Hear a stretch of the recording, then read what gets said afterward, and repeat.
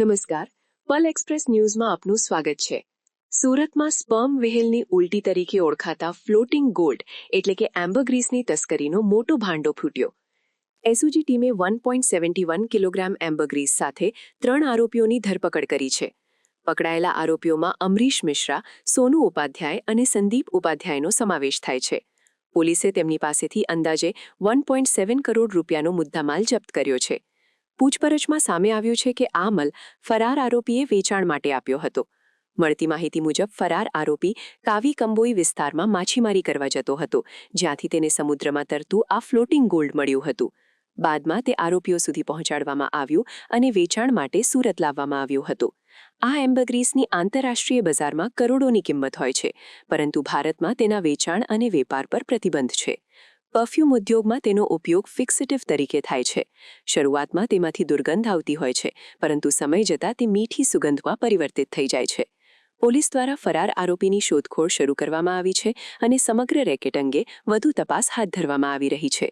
એસઓજીએ 3 વ્યક્તિઓને ડિંડોલી વિસ્તારમાંથી પકડ્યા છે, જેમની પાસેથી માછલીની ઉલટી એટલે કે એમ્બરગ્રીસ એટલે કે ફ્લોટિંગ ગોલ્ડ ઝડપી પાડ્યું છે. 1 કિલોગ્રામ 70 ગ્રામ 1 કિલો 70 ગ્રામ જેટલું છે, જેની આંતરરાષ્ટ્રીય કિંમત 1 કરોડ 10,07,000 રૂપિયા થાય છે. આ એમ્બરગ્રીસનો ઉપયોગ જે છે અત્તર અને સૌંદર્ય પ્રસાધનોમાં થતો હોય છે.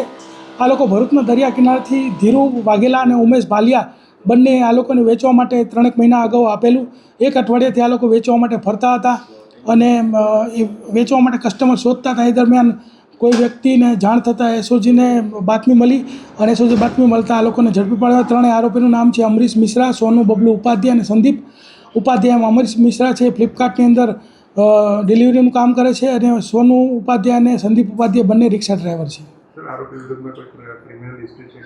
અત્યાર સુધીમાં એવો કોઈ ક્રિમિનલ હિસ્ટ્રી જણાવેલ નથી.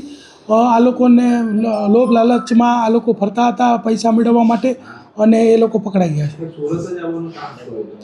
અગાઉ પણ અમે જે આવા કેસો કરે છે, લોકો સુરત જે છે આપણી આર્થિક પાટનગરી છે, એટલે કોઈ પણને એવું લાગે કે ભાઈ સુરતમાંના ગ્રાહકો મળતા હશે એટલે આ લોકો ફરતા અહીંયા આવતા હોય છે, પરંતુ ક્યારેય કોઈ વ્યક્તિને આવા ગ્રાહકો ક્યારેય મળતા નથી. અને જે કોઈ સૌંદર્ય પ્રસાધન બનાવતી કંપનીઓ હંમેશા જે એના ઓથોરાઇઝ ગવર્મેન્ટે નક્કી કરેલા જે ડીલરો એની પાસેથી જ એમને કદાચ એમ્બરગ્રીસની જરૂર હોય તો લેતી હોય છે. કોઈ આવા લેભાગુ તત્વો પાસેથી લેતી નથી. પરંતુ જે લોકોને કોઈ પણ રીતે એન કેન પ્રકારે કોઈ દરિયા કિનારેથી આ એમ્બરગ્રીસ મળી આવે તો લોભ લાલચથી એ લોકો સરકારને જાણ કરતા નથી, ફોરેસ્ટ ડિપાર્ટમેન્ટને જાણ કરતા નથી અને આવા લોકો આવું વેચવા માટે ફરતા હોય છે. પરંતુ હંમેશા એમને જેને એ લોકો વાત કરતા હોય છે એમાંથી જ કોઈ બાતમીદાર બની જતું હોય છે અને એ હંમેશા એ પકડાઈ જાય છે. એટલે આવું કંઈ પણ એમ્બરગ્રીસ ક્યારેય પણ મળે તો હંમેશા ફોરેસ્ટ વિભાગનો સંપર્ક કરવો, પોલીસ વિભાગનો સંપર્ક કરવો અને સરકારમાં જમા કરાવી દેવું.